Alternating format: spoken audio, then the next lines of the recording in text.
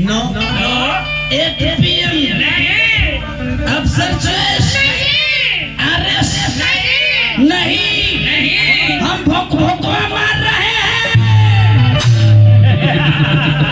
वही भोक भोकवा जन भोक भोकवा मसरत में मार के 200 जना गईले, मोतिहारी में मार के 31 जना गईले, हमरा बाला में 8 जना गईले, 13 जना अनहर हो गईले।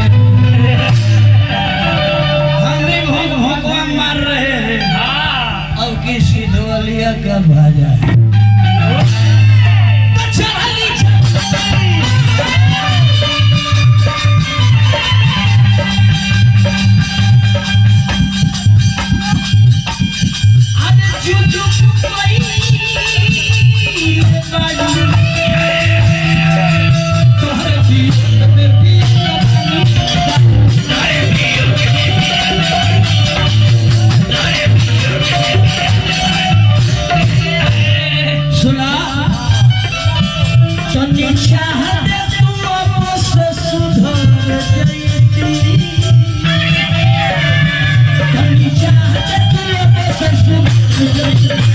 सुधर जाए बिना